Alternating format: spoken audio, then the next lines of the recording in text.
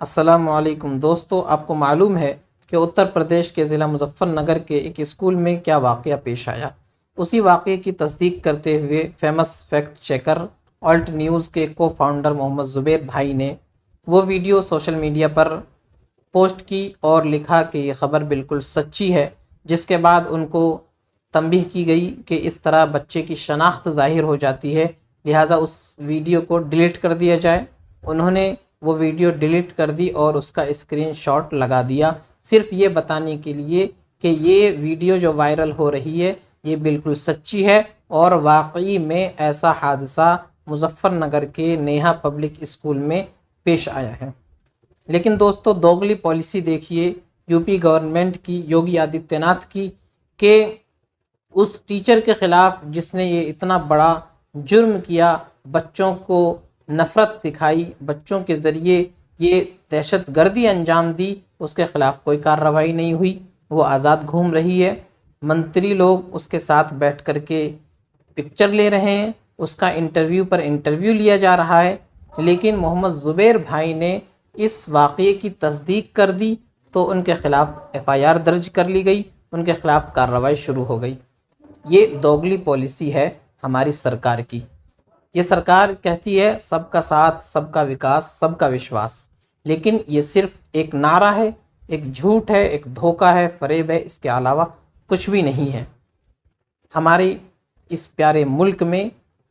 لوگوں کا مذہب دیکھ کر کے ان کے ساتھ کارروائی کی جاتی ہے، حالانکہ جرم ایک جیسا ہوتا ہے،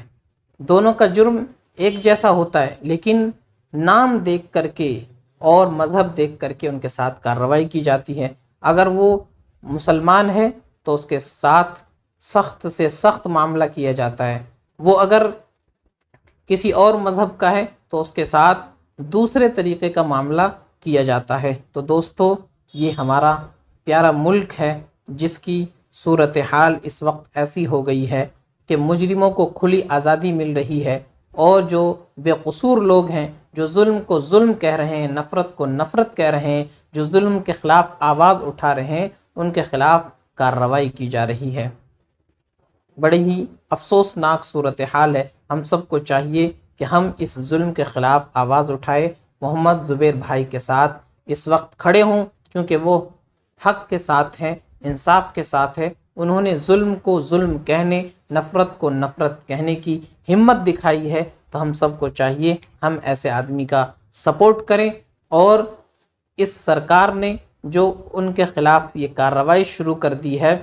وہ اس لیے کہ وہ نفرت کو نفرت، ظلم کو ظلم نہ کہہ سکے اور سرکار کے خلاف نہ بول سکے، اس لیے یہ کارروائی ان کے ساتھ کی جا رہی ہے۔ ہمیں چاہیے کہ ہم ایسے سچے اور اچھے آدمی کا ساتھ دیں، ان کے ساتھ کھڑے ہوں۔ ٹویٹر پر ان کے لیے ٹرینڈ چل رہا ہے، ہم اس میں زیادہ سے زیادہ ٹویٹ کریں، ان کا ساتھ دیں، اور جہاں تک ہم سے ہو سکے ہم اپنی آواز اٹھائیں اس ظلم کے خلاف، تاکہ ہمارے محمد زبیر بھائی کے ساتھ انصاف ہو سکے، اور جو واقعی مجرم ہے وہ مہیلا ٹیچر، اس کے خلاف سخت سے سخت کارروائی ہو سکے۔ بہت بہت شکریہ۔